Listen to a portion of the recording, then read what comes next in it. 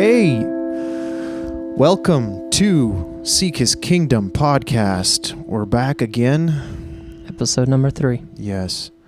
I'm Daniel. And I'm Andre. We are excited to be with you again.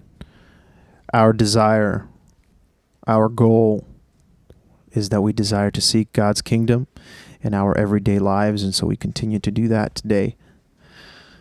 It's been an interesting 2 weeks since we have Been an interesting everything, I would say. An interesting week, year, day. Yeah, this whole year has been interesting, and it just continues to keep going. Looks like the whole virus is, behind us. Nobody seems to remember that. Now we're on to the next stage. Since we did say that we are going to focus on current events, yes, we're going to get to our topic. We're going to get to part 2 of read the book today. Mm-hmm. But since there are some things going on, I think it'd be good to have a little bit of a biblical, to use the biblical worldview and take a look at this situation that's going on right now, really all over the country. It's everywhere right now. Nothing seems to be stable. Yeah, and to put kind of a timestamp on when we're recording this, we are recording this on Saturday, May 30th. So there might still be, this is all the stuff that's been going around us is kind of developing, and there might be stuff that happens between today and Wednesday when we'll be releasing this episode. Yeah, so who knows? There might be some political things that happen by then, but we're just going to talk about what has happened up until now. Yeah, so some of you may have heard about this whole thing where a police officer basically he murdered. He was charged with this. Eventually, he murdered a black man, George Floyd. Yeah, so he was charged. I don't think he has been. So the charge has been put in, so he hasn't been. Yeah, the kind officially. of the legal process kind of takes a while, so we'll see what ends up. He hasn't been convicted yet. Yeah, but it took some time for him to be charged with this after the whole videos came out, and people began to protest. And hey guys, just wanted to insert some updates on the situation we were talking about. We were recording on Saturday, but as of today, Wednesday, June 3rd, the policeman who killed George Floyd, he's been charged with second-degree murder, and the 3 other cops who were with him have been charged with aiding and abetting.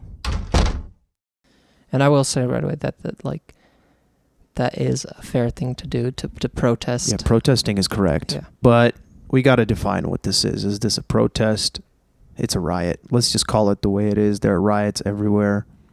There's looting. I'll say this. There are protests and there are riots. Yes, there's both. There is both. And the protest is getting lost because of the riot. Because the riot, of course, people are breaking into everything else. And I would say it's kind of sad from every angle, because people are losing that voice that they wanted to say something about this murder, this horrible thing, and now we have all these other groups that have been taking advantage of what's happened. Yeah, it's been a really sad situation. So we're biblical Christians, and so we obviously we are politically more conservative as well. But just to put it out there, I want to read 2 verses before I continue actually with my thought, because I think it's good for us to look at this whole situation from the Bible's perspective and to understand that we can't just look at it from a political point of view or have just one very, very specific thought. Oh, I'm for these people, I'm against these people. This is not for someone and against someone. We want to make sure that we do this correctly and we do this wisely. So I just want to read, I've been going through Proverbs for quite a while now, and Proverbs talks about things like these. If you get into the details, you can really notice that Proverbs really talks about these things.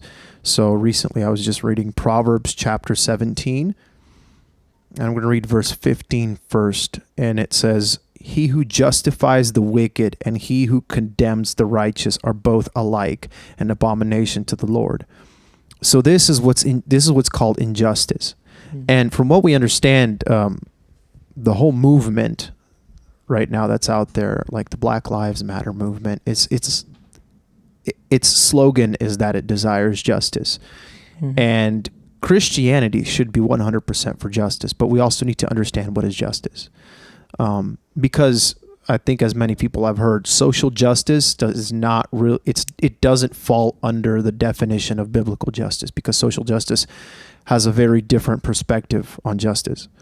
And that's why the righteous can end up becoming condemned and the wicked can be justified. But the purpose, the desire that these people have for justice, it's a good thing. And I think even this kind of phrase here, that he who justifies the wicked, that's kind of the thing that a lot of people have been complaining about, is that how there are cops that do terrible things, and then there are people, like there are other cops that end up justifying these wicked cops, and they keep holding them up. Yeah, it's people that I think we have at least heard stories. You've at least heard stories, if not experienced this yourself, where you ended up with a cop. You met a cop, or you heard about a story about somebody that had a situation with a cop who acted as if they were above the law. And this man that ended up killing George Floyd, this cop that ended up killing George Floyd, was he was acting above the law. He or presumably killed George Floyd, but he was acting above the law. He was putting his knee on the man's neck. He was acting very, as if he was better than him, as if he had more rights than George Floyd did, as if he had the right to control him and do anything he wanted with him because he was a police officer. And an officer of the law is a man that's supposed to uphold the law and enforce it in situations when the law is being broken, but they are also just as much under the law as every other man in this country is. And they're called to serve and protect the people. Is kind of the whole idea. That's what they suppose. That's what cops supposedly sign up for. So when one does not do this, then that is a wicked thing. Yeah, and it doesn't matter what the skin color of the person is that they do it to. That's a wicked thing, period. So what black folks tend to be saying is, what they're saying is that this is happening, this sort of injustice, as they say, is happening more often to black folks than it is to anybody else. And this is where many people lose sight of what's going on, because people start to quote statistics. Well, that's not true. Well, actually, white people tend to be, shot by cops more often, or they tend to be, whatever the statistics might be, that, white people get the same treatment from the cops just like black people do. It's, let's be a little bit more specific about this, because I think we're arguing past each other. I think people between themselves are arguing past each other. It's not about the facts as much as it is about how a person feels in this situation. Even though we don't want to focus so much on emotion because it's so subjective.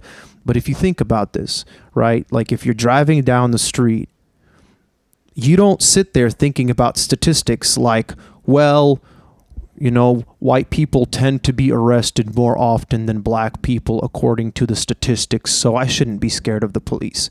Statistics don't tend to guide our fears or our or whatever we're feeling inside. Our feelings tend to be guided by something else, by experience, by things we continue to see. And of course, there's a lot of people blaming media, that they're the ones that are kind of, that they're making this bigger than it really is. But the fact of the matter is these folks are feeling like they are being disordinately targeted by police officers, and they're extremely angry. Yeah. And that's what's making all of these people go out there and protest. But at the same time, there's rioters. Yeah, what I'll say is that that's kind of what I've been trying to, read Twitter. It's a great mix of horrible and good information. So is Facebook. Yeah. But kind of the consistent thing I've been hearing is that it's like you were saying, as I'm not scared to be arrested by a cop, but a black person might be after all that's happened, and that's kind of where this is coming from. And I think that we should pay attention to that we should address that. Yeah, definitely. And like, if you ever think about this, what will you do in a situation when the people that are supposed to protect your life, the people that are supposed to that are supposed to help you? Yeah, you're supposed to like feel safe around cops, but you feel terrified. That's wrong. Everything's upside down then. Like, just imagine that moment that you get arrested by them. Who do you call for help? Yeah. Who do you ask to help you out? Like, citizens are scared to attack cops because the cop pulls out a gun and you're done. Mm-hmm. You know, if they attack the cop can shoot them, and everyone's kind of afraid of this situation. And the tough question is, what are we supposed to do? Because they feel terrified, and that's understandable. But at the same time, you know, we can't get rid of cops, and we understand that, you know, there's something going on here, but there needs to be wisdom, and sadly, wisdom is lacking in the world. It doesn't seem to be working. People tend to just make it into a political scam. People just start talking about it in a crazy way, and then we end up with things like riots. And actually, the verse before verse 15, Proverbs chapter 17, verse 14, says this: "The beginning of strife is like letting out water, so quit before the quarrel breaks out." Because when you start a fight, when a quarrel starts, it's extremely hard to actually bring it back under control. When people start to protest, and then people start to riot, when people have these reactions, then all of a sudden, you know, bringing it back down to what's called normal is really tough. That's why it's been going on for years now. Anytime a sort of situation like this happens, it's almost impossible to make it stop. And that's what we're in today. It's kind of a scary situation. Now, understandably, we look at this and we still want to, look at facts. We don't want to avoid facts. So truth must be spoken. We must say what's the truth, even to whether it's to black people or to white people or to black or to cops, or it doesn't matter. It's not just black and white. There's many different, you know, shades of colors. There's people who are Asian, people who are, you know, Indian, people who are Hispanic or Latino. There's many different people. It's beyond all of that. We need to find the soul of the person, and we need to be able to speak the truth to them with love. And then when you can do that, that's when a person can probably listen to you. And so I don't want to get too I'm not going to say that we have like immediate solutions right now, but I do think that like a big part of the solution is for us to have this biblical view of like Jesus said, like love your neighbor. It's kind of it all begins with that. It all begins with our one-on-one relationships. Like it definitely does. All of this, it's like, do you care about the people around you? That's going to extend to people that are further from you, because we have like a lot of people that don't know each other that are just angry at each other. It's like, yeah, not to sound all hippie-dippy, but we all just need love. No, we need to talk to each other. Yeah. People need to start talking to each other, have conversations. And it seems like that's the tough thing about today, is that conversations are not allowed. And I think that's why a lot of people are getting angry. It's because we can't talk to each other, because we talk past each other. We yell at each other. We don't have conversations. And we need that skill, which is a skill. I'm just going to mention this because last week we released our episode, and Ravi Zacharias had died, and we recorded the episode before his death, and so we weren't able to talk about this. But I listened to his memorial service on Friday, and one of the things that people said, like this was a repeated thing about him, was that he wasn't just a truth speaker. He was a person that cared about the soul. And the reason why message was so powerful was because somebody would get up to the microphone and he didn't want sent in messages. He wanted people to walk up to a microphone and he wanted them to say it. He wanted them to say their question into the microphone so he can ask them what their name is, find out who the person is, and then provide the answer, not just to the question, but to the soul.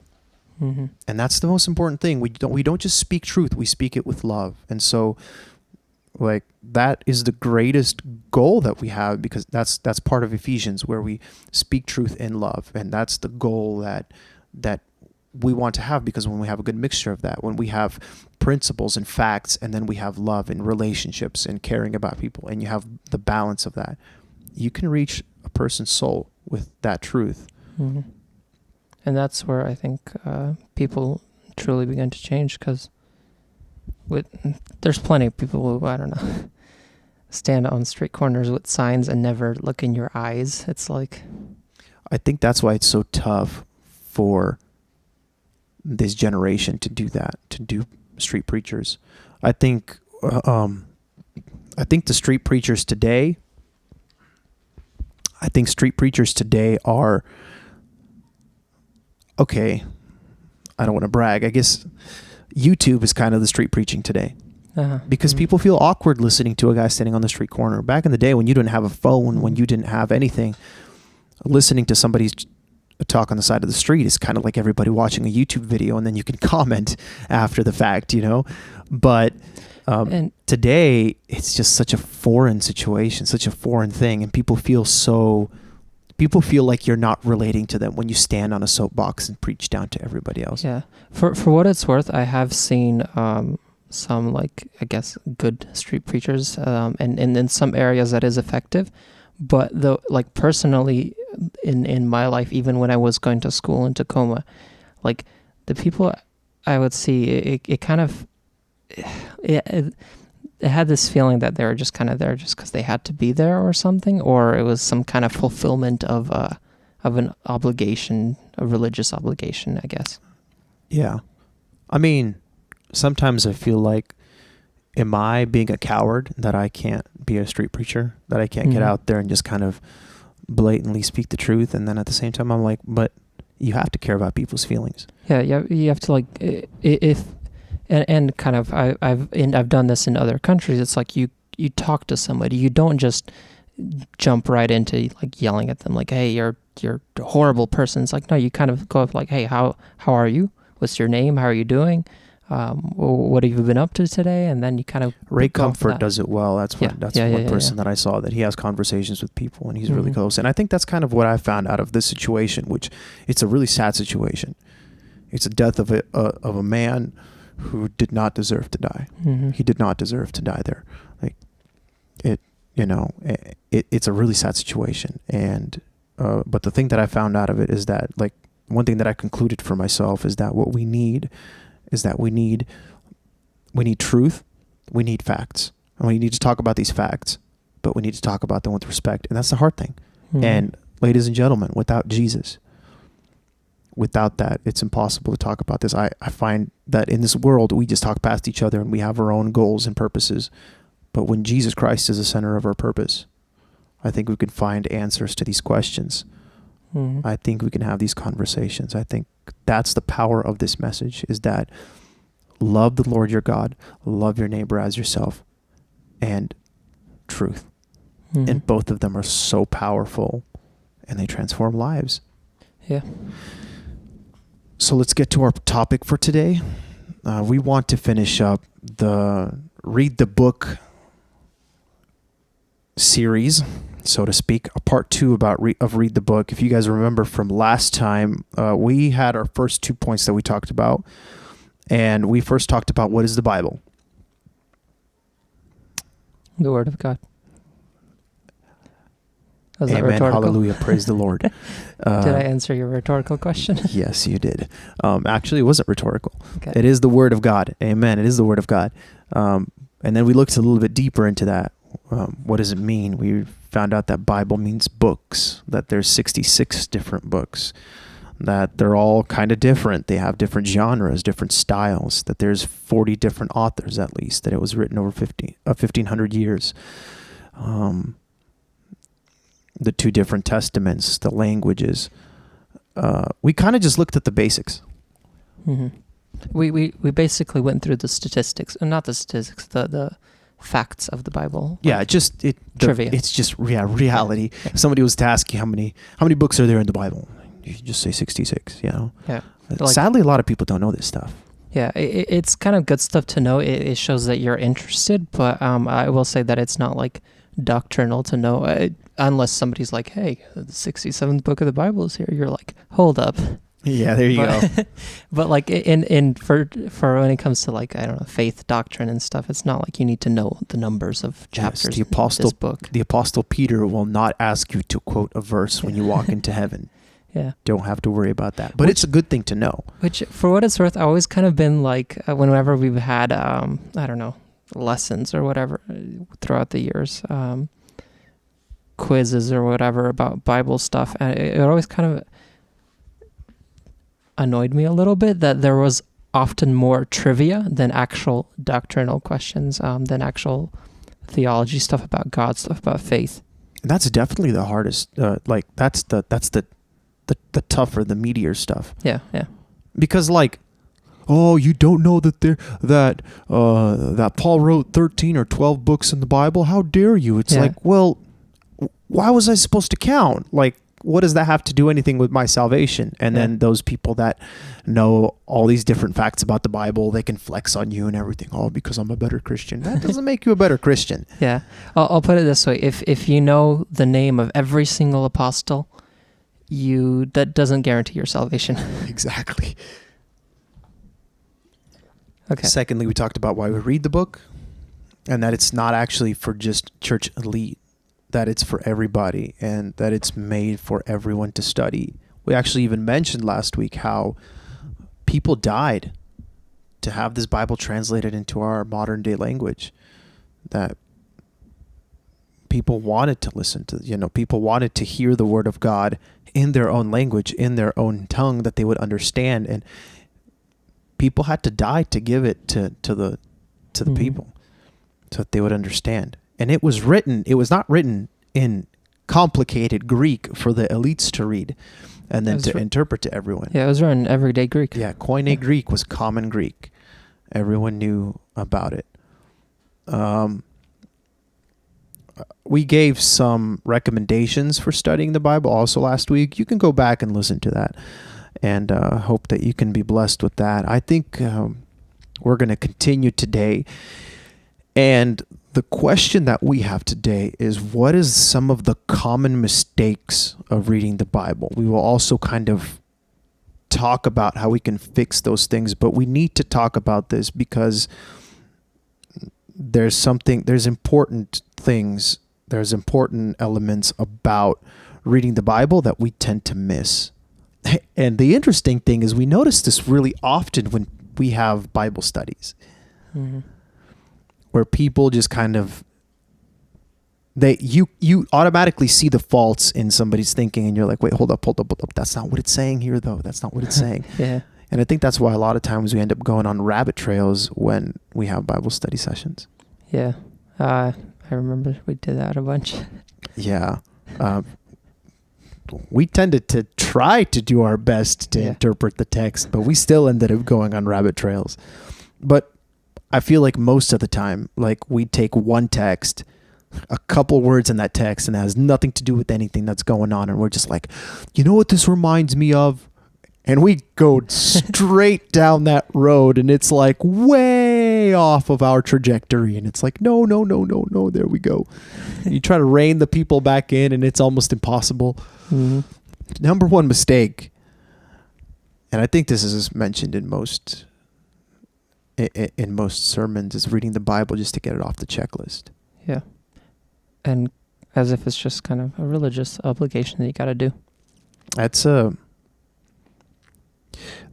a recurring issue, though. Have you found that in your own personal Christian life, that you had that? Yeah. And like, if you think about it, it's even kind of, not kind of, it's really offensive to God, because in a sense, imagine like you were in a relationship and you're like, okay, you get 30 minutes of my time every day, and once we're done with that, goodbye. I don't want to hear from you ever again. Don't text me until tomorrow. Exactly.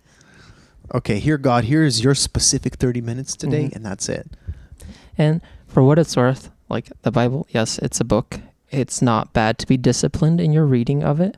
Like, it's not good to be structured in your. It's not bad to be structured in your life. Good fix there. Yeah. But if it's just kind of like, okay, I'll get through this and I'm done, and I'm kind of on to the rest of my life, not good. Oh, definitely. Something I've actually tried practicing recently in my life, which is tough because you need to be able to evaluate yourself and your mental state. Like, I'll elaborate. When I want to read the Bible, or I know I need to read the Bible in a day, and I have a desire to read the Bible, but there are moments in the day where I know that right now, if I read the Bible right now just to get it off the checklist, then I will not completely comprehend everything that I'm reading. Mm-hmm. So what happens is that I begin reading and I'm tired, I'm sleepy, I'm hungry, I have something else on my mind, I have work that needs to be done, and something is constantly on my mind and bothering me. And the result is that rather than reading the Bible and focusing, or you're texting someone, right? Like, okay, I'm just gonna throw out some personal info about myself. I'm engaged, and my fiance is actually not from this country, and her perfect time to text me is usually and oftentimes during the time when I read my Bible. And we have to kind of, when I first started dating her, this was tough for me because you don't want to say, oh, okay, I have to go read the Bible now. You're like, okay, every moment I get, every chance that I get, I want to talk to her.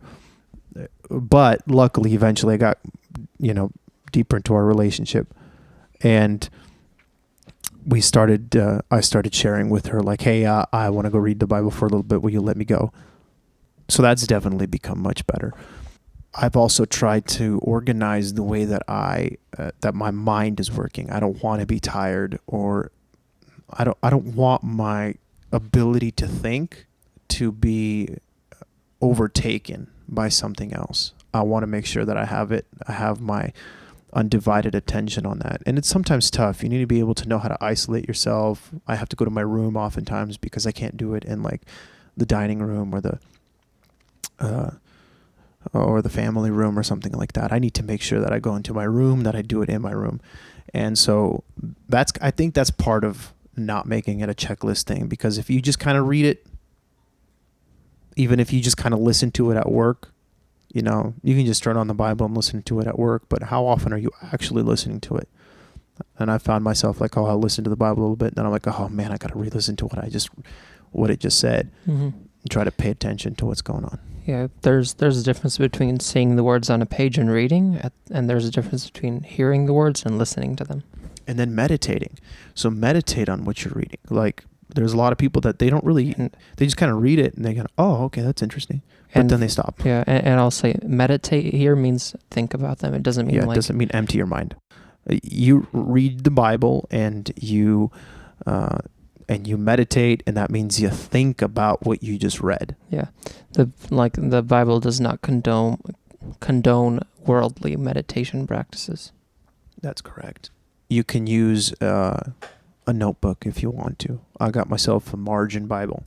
So you got thick margins that you can write notes on, and I write notes, and it's really transformed my Bible reading recently. I used to write in the margins, but I would write like very short notes. Now I write like notes. Like I have a commentary around my verses. I still haven't been able to bring myself to like mark a Bible. Like for me, it's just like... It depends which one. And then it also depends how I do it. because there's Bibles that it's just like, oh, okay, I'm just gonna circle things randomly and stuff like that. And then there's this Bible where everything's coordinated. I got this Bible, this margin Bible, this wide margin Bible, where everything's coordinated, color coordinated, notes and everything. And look, that will transform your reading. Mm-hmm. Also, when you read a book, try it too, because you might forget. Try making notes, like stop and think. Okay, even Psalms says that. It says Selah in some of the Psalms, and you're like, what is that? That means stop and think about it. According to Babylon B, that's an epic guitar solo.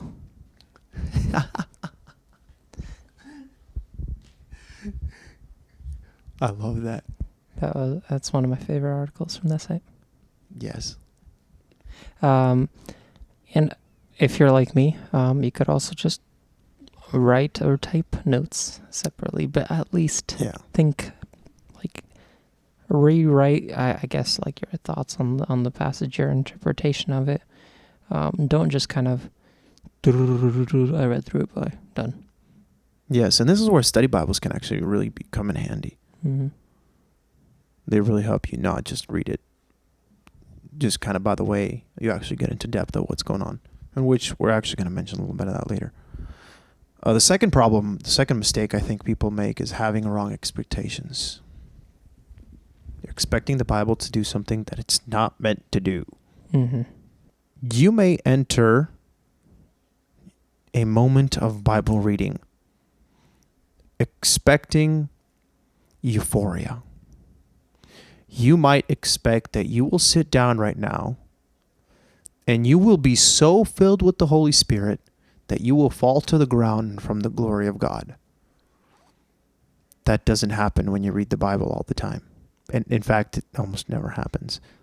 God gave us His Word not for us to have some sort of euphoric experience, but for us to learn something.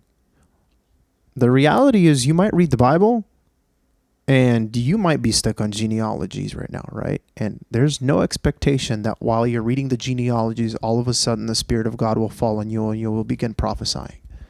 Don't expect these things. Like, read the Bible and have the correct expectation. It's the goal of the Bible is not to give you some sort of feeling. It's not to give you some sort of experience. It's to give you truth. Mm-hmm. Now, that can have an emotional reaction.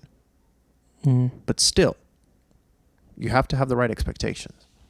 And I will say that sometimes our, like, expectations might be backwards, because even, let's say, genealogies, yeah? Like, normally when you read them, you're expecting, whatever, just kind of read through. I read, I don't know if it was an article or if it was a podcast somewhere, but it discussed how there was a missionary who had been, I don't know the exact details of the story. I will try to find it and link it so you could hear or read it yourself. But basically the point was that until this missionary, like, translated the genealogy for the people of the place that they were serving, the people would not believe, but as soon as they saw the genealogy, they're like, wait, you're talking about a real person that lived. Yeah, exactly. Like, there's a reason for the genealogies, but we skip them so often. Why? Because we go to the places in the Bible that make us feel good. We go to Romans where it has like these really long, beautiful sentences that make you feel something because, oh, I can relate to them.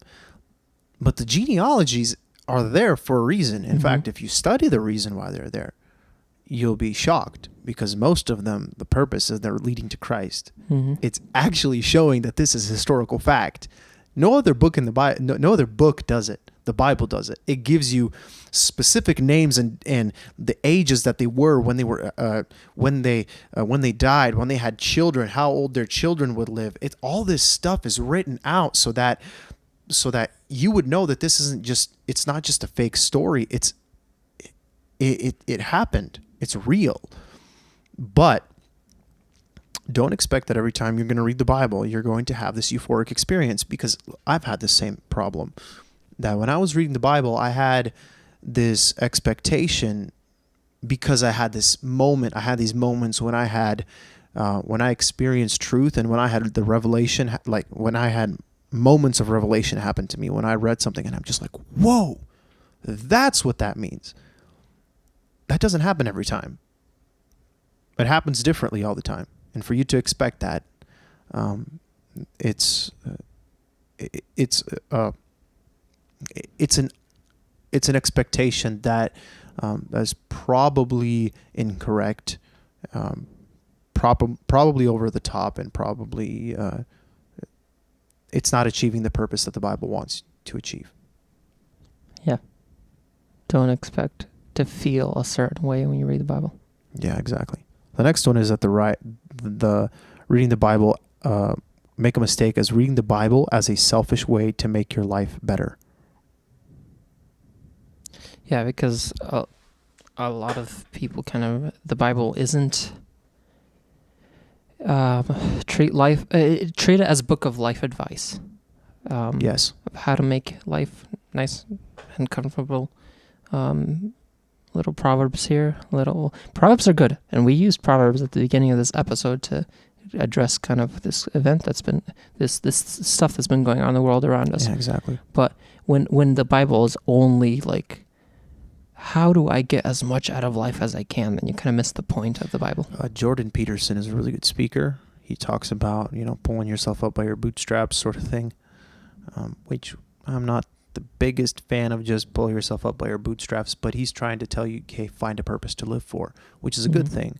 Like, you need to find a purpose to live for. There is truth. Don't mess these things up. There is truth. There is purpose. But what he does is he kind of uses the Bible in that sort of way. He kind of interprets the Bible to make it mean something to make your life feel better. Okay, this is what the Bible means. And then he kind of reads a story and he's like, okay, here's what it's saying. You need to do this to make your life better. And he kind of uses that as only a practical source, only a pragmatic source, and that's it. It's only for your good, for you to find, for you to discover, like some sort of instructions for you to be a better person. In some ways, yeah, I can say that the Bible is a book of instructions to make you a happier person. But I would then break down what that means, because our sinful nature will go, oh, okay, so that means that it's a book that will satisfy my sinful desires, or like if I follow it, then I'll become rich, or if I follow it, I'll become successful. That's not the point. Yeah. I think what happens if you have this mentality is that then when you come across the parts that are telling you to do something difficult, that are telling you that, hey, we're going to have problems in this life, we're going to suffer, then you come across those parts, you're like, wait, this isn't what I signed up for. I signed up for the good bits. Yeah, so we then either excusing those end up excusing those parts, or we say that the Bible's not fully legitimate, or we surrender to them and we become true Christians. Yep. Okay, this is a massive problem that we have. Reading the Bible like it's written to us, directly to us by the author. Like it is written directly into our 21st century world with our technology and everything. Okay, how many times do we read books, especially books like Revelation, and we just, oh, you know what that means? The flies, yeah, those are helicopters. No, man, I think that's not the way it works. I think what we need to realize is it's first written to somebody else. Yeah. And I've even seen this kind of in a way where, like, reading, okay, so the world we live in right now, especially with this whole internet meme culture, all that stuff, sarcasm is kind of king. And like I'm not going to say it's good or bad. Like it can be funny sometimes. I think even we make a lot of jokes that are kind of sarcastic. But then what happens is that sometimes we'll read something a character in the Bible will say, and then we kind of interpret it with the same way we would say something. I would say there is sarcasm in the Bible. Yeah, there definitely is. But we can't think of everything as sarcasm. Yeah, and we my kind of point with that is that we can't read everything in the same voice that we use today. Exactly. So people end up making a direct connection to our day, as in they take the grammar of of the past and they can't connect it. But also, people read as if the author was writing directly to us, as if he wrote directly into our church in our century. And we forget that, hey, there was an audience that he was primarily writing to. Mm-hmm. Prime example. For I know the plans I have for you, plans to prosper you, blah, blah, blah. That was not written to the 21st century Christians. Yep. Yes, there's a principle that's laid within there, but Jeremiah 29:11 does not mean what you think it means.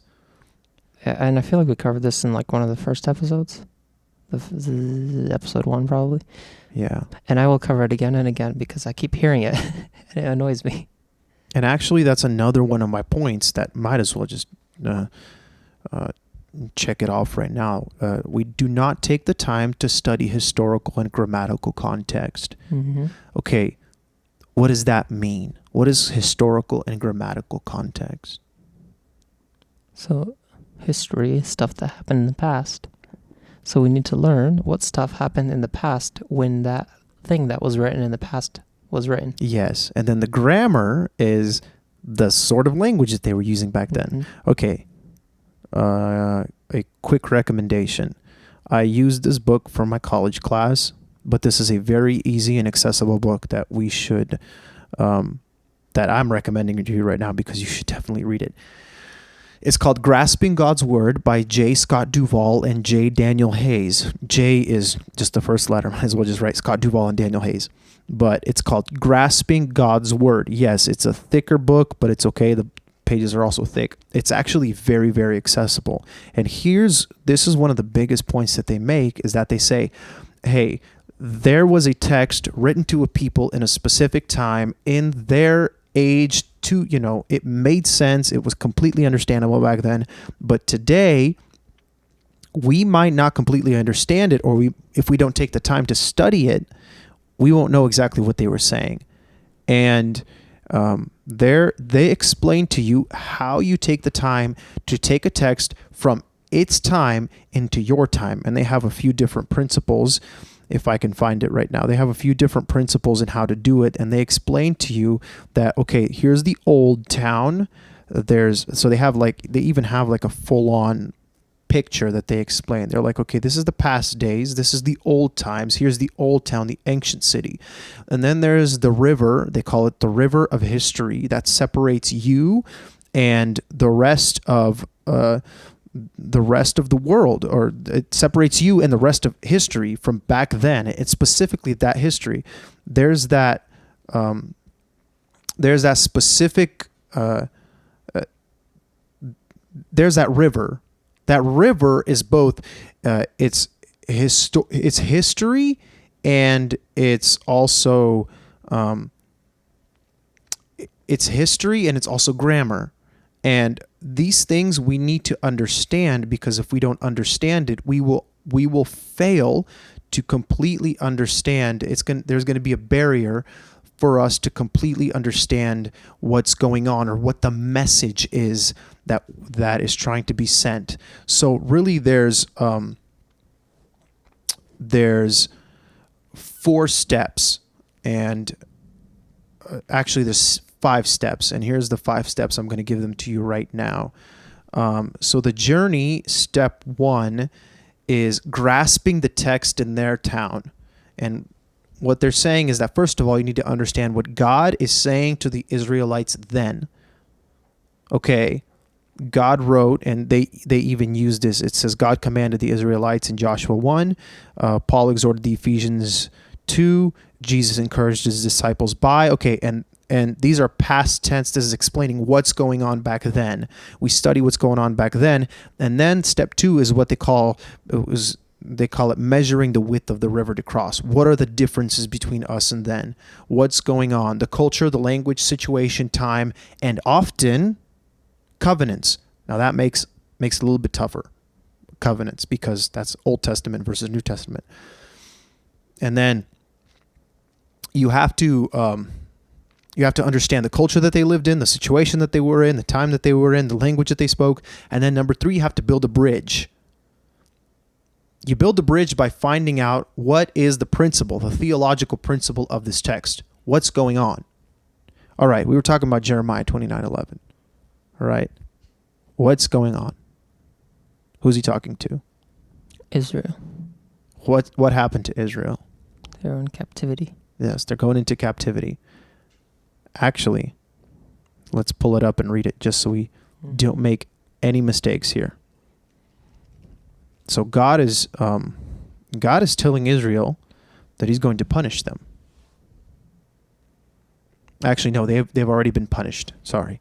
And Jeremiah is prophesying to them. And he says to them that God is speaking, and that he's speaking to the exiles in Babylon. They have just went in, and he says to them, build houses and live in them, plant gardens and eat their produce, take wives and have sons and daughters, take wives for your sons, give your daughters in marriage that they may bear sons and daughters, multiply there, seek the welfare of the city I have sent you into. Pretty much he's saying, hey, I sent you into exile. You're going to be second-class citizens. You're going to be borderline slaves. You're going to be going through extremely tough times. Then in verse 10 it says, when 70 years are complete for Babylon, I will visit you, and I will fulfill to you my promise and bring you back to this place. For I know the plans I have for you, declares the Lord, plans for welfare, not for evil, to give you future and hope. Then you will call upon my name and pray to me, and I will hear you. What God is saying to these people is that, hey, I'm sending you into slavery. I'm sending you into captivity. I'm sending you into struggle. I'm sending you into pain. Mm-hmm. And you need to live there. And you need to not just stop living and hope to die. You need to have families there. You have to pray for the welfare of the city. Mm-hmm. You have to work for them. And you need to trust in me. And you can't listen to these prophets that are going to try to fake prophesy in my name and say that you're going to get out of there earlier than you really will. No, you are going to stay in exile in Babylon. But this is all for a purpose. I know the plans I have for you. And this is like Romans chapter 8, Romans 8:28, where all things work together for good for those who love God and are called according to his purpose. These are God's people. They have failed. And God's punishing them. But he's using the situation so that he can bring them in. And that's when God says, I know the plans I have for you. And it's not, oh, I'm going to make you prosper. I'm going to make you great. I'm not going to let you fall apart. I'm not going to let you have any bad situations or any sicknesses. I plan to prosper you and give you welfare and not evil, a future and a hope. You're never going to fail. Actually, the people were in exile. Yeah, the thing that happened first was that they went into exile. Exactly. Yeah, and let me kind of bring this to another example. Like, let's say I'm going to bring an example of how it is to rip something out of context. Let's say me and Daniel are talking, and I don't know, my brother is standing by me, Ravim. Ravim, I hope you don't listen to this, but let's imagine that. Well, actually, I hope you listen to this because it's a good podcast that you should listen to. But let's say Ravim is standing next to us, and I tell Daniel, "Hey, Daniel, that was I don't know." In this imagined scenario, Daniel is selling me a guitar, and I'm like, "Oh, okay, Daniel, that's a good guitar. Thank you for that guitar. I will give you $200 for that guitar. Thank you for the guitar, Daniel. It's a very good guitar." And then Reuven ears pick up, and he says, "Hey, Andre, you said I will give you $200. And I'm like, no, I said that I will give Daniel $200 because he sold me a guitar. Reuven's like, no, I heard you say exactly what you said. You said, I will give you $200. Where's my $200? Does that make any sense? No, it makes no sense because so what happened was he cut out the I will give you $200 and thought that it was toward him. Yeah. That's what we're doing. Mm-hmm. That's what we're doing essentially. It's like, wait, that doesn't make any sense. Yeah, but that's kind of what happens in our inability to kind of read what's going on in the text. We think that, so God's going to give me $200? No. Hold on there, buddy. There's more to it. More to this story here. Definitely more to the story than God's going to give me $200. No, he's talking to specific people, and there's a theological principle there. Mm-hmm. God will not leave you even when he's disciplining you. Mm-hmm. Okay, that's what's called the theological principle. And that needs to convert and go over the bridge into our day. Okay, now we come back, we enter what's it says consult the biblical map, and now you try to see how does this theological principle fit in our day. What happens? What we kind of know from this is that even though we could be, so to speak, in exile, and the Bible says we're on exile here on this earth, like while we're still living on this earth, we're in exile, but we know that through that, there is still, God still has a future for us, I guess. There you go. This is actually consistent with this part where it says consult the biblical map, where it says make sure that this text fits in with the context of the rest of the Bible. And we just did that with Romans 8:28. We just did that with that text that we are exiles here on earth. Okay, now we see that this principle that we found is actually consistent with the rest of the text. And now we apply that principle into our lives directly, into Christians in our churches today. And now we take our situations in life and we go, okay, God will not leave us even if he's punishing us. Okay, let's just say if God is punishing us with this virus, then God will not leave us. We must continue to look for the best for this country, get married, start businesses. And this is, excuse me for my preaching here for a second, but a lot of people are like, hey, if something starts in this country, we're going to run, we're going to go to Ukraine, we're going to go to somewhere else, we're going to move back to where we're from, we're going to find a new place, we're going to move to Canada or something like that. God actually told the people of Israel, hey, stay there. Stay there. Don't leave. If you leave, it's going to be worse for you. Stay there and make sure to work for the good of the people that you're living with. And I will say that for what it's worth, like, who knows? Like, who knows? Definitely. You can make the argument the opposite direction. For our situation, like, the point is that the principle we have from this is that God will be with us wherever we are, but it does not mean we should run or we should stay necessarily. Yes, and because we're Christians and according to the Bible, we're exiles everywhere in this world. Yeah, it's everywhere. There's nowhere to run, guys. There's nowhere to run. Have children, have families, build churches, create businesses, and preach the word of God and promote the welfare through the preaching of the gospel. There you go. There's your sermon. We just taught you how to be preachers. Now everybody go out and do it. That actually kind of brings me, and sorry, distraction maybe, but anyway, a good point.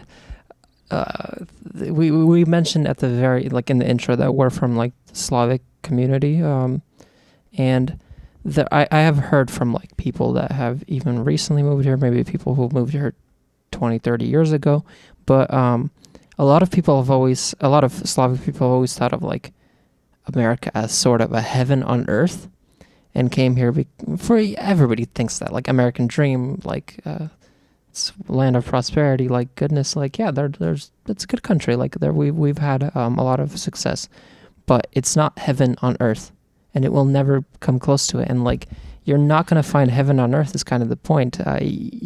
We are always exiles, no matter if we're in America, if we're in Ukraine, if we're like anywhere we are. It's not the promised land. Yes, yeah. People have made that mistake. Oh, the United States is the promised land. It's not the promised land. God has led us out through the Exodus. We have walked out through the waters of the Red Sea, and we have landed in the United States of America. And look at us now. God gives us milk and honey. No, guys, no, this isn't the end yet. It's temporary. It's temporary. Frankly, to put it this way, this earth is going to burn. That's fact. I mean, there is going to be a new heaven and a new earth. So I've essentially gone through most of it. I just want to make one more statement. It's making a text say something that it isn't. This is where people allegorize, and you will see this in liberal Christianity really often. So liberal is the mainline churches. We'll talk about. Go ahead. Well, I was going to say maybe we should define allegorizing or allegory. Yeah, I'll do that in just a second after I explain that. A lot of churches that do this are the liberal mainline Protestant churches. And if you want to look into that, just go online, Google it, mainline Protestant churches. You can find out what that is. It's actually, it's a really interesting thing to think about, because right now these churches have massive exit, a big exit door where many people are leaving because really they don't really have much doctrine anymore. They don't really believe in anything as fact of Christianity. And what they've done is they've allegorized the Bible. An allegory is pretty much taking a text and making it say something as if it's it's a sign to something else. Like it's not literal. Yeah, the story doesn't say what the story is. There's a hidden meaning that we need to find. Yeah, essentially. Yeah. And you'll see this often in fiction. Like people write a book and they're like, yeah, well, this book is actually talking about, actually I'm going to explain to you something. Or I'm going to use this example. There's this movie that Christopher Nolan directed. He created. It was called The Prestige. The Prestige is a movie about about magic, essentially. There's these two guys and they're trying to do magic. And there's 3 parts. There's 3 parts to a magic trick. And what people are saying, okay, this is an allegory. The movie is an allegory to what it's like to create a film and what a film is like. And there's 3 steps in a film.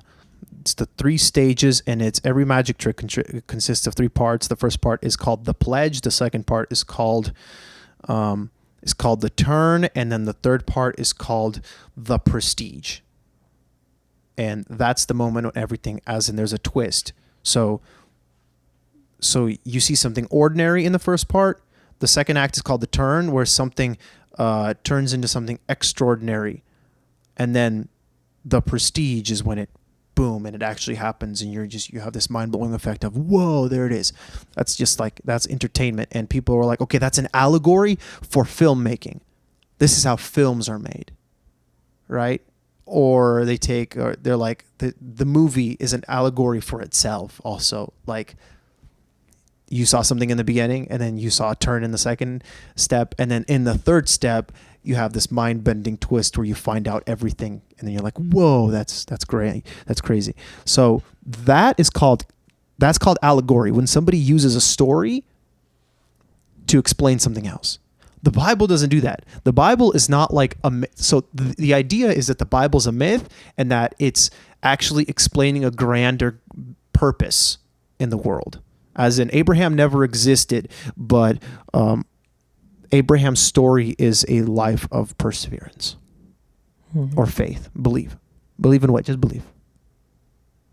That's allegory. Like Abraham never existed. It's just a story to tell us that we should do this or something like that. That's not what's being said. That's not what's trying to be. That's not what the text is saying.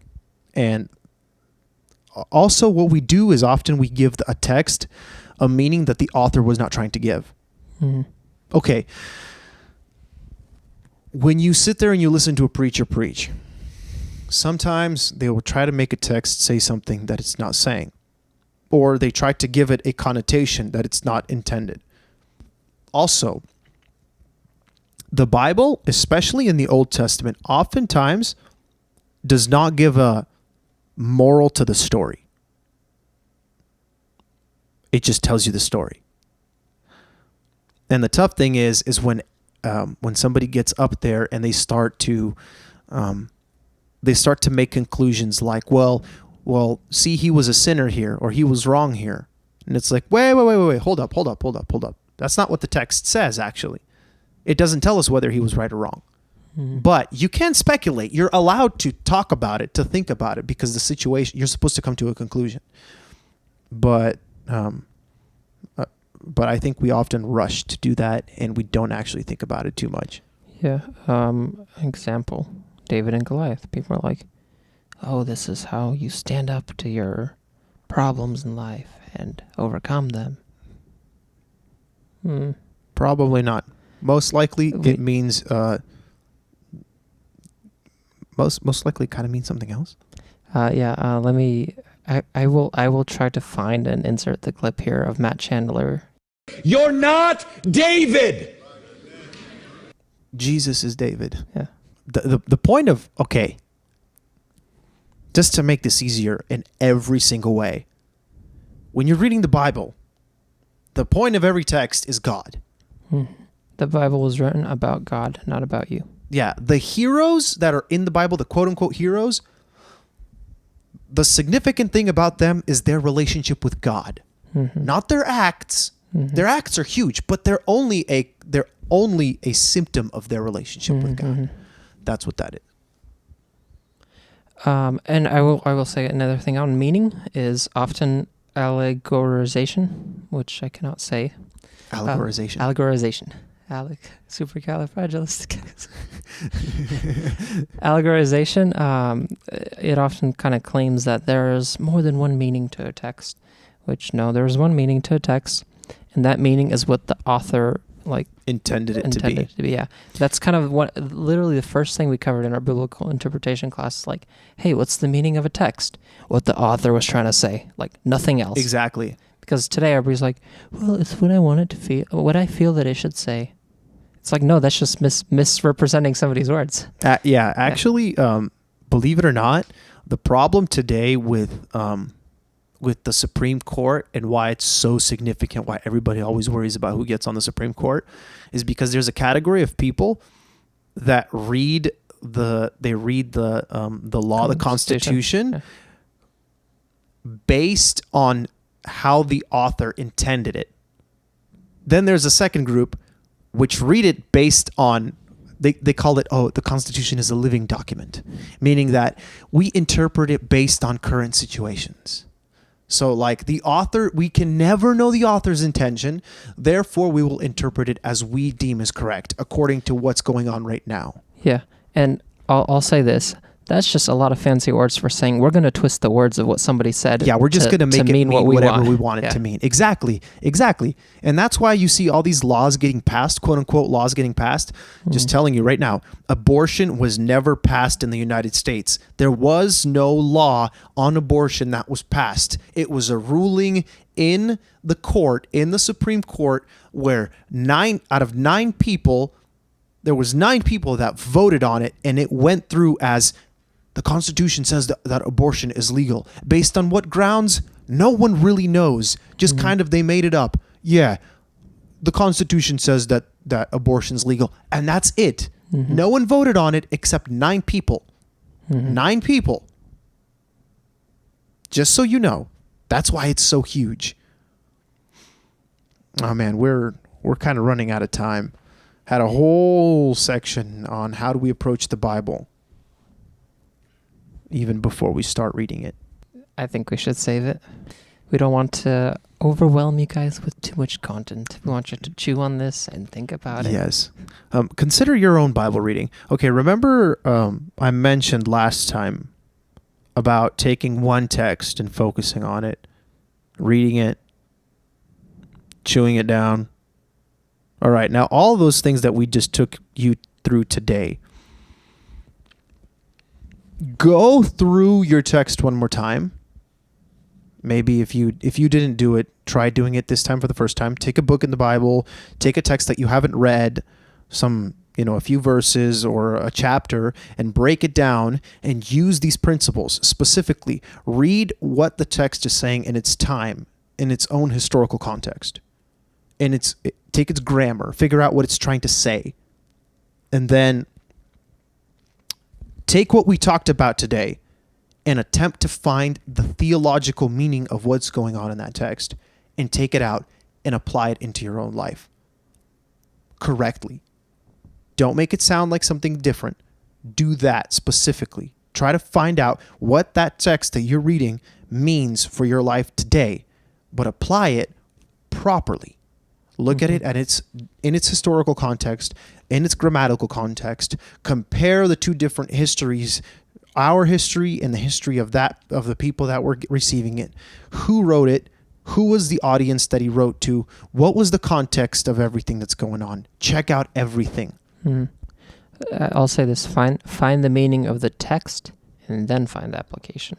Yes, find the theological principle or the meaning. What is trying to be conveyed? What is the author trying to say through his words? And then apply it.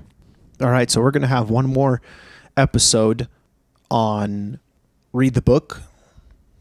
Read the Book Part 3? Yes, we're gonna have read the book part 3. Yeah. I had a feeling like we'd end up having to do that. Yeah. And next week we're actually gonna go through specific like points on how you do this. What are good ways?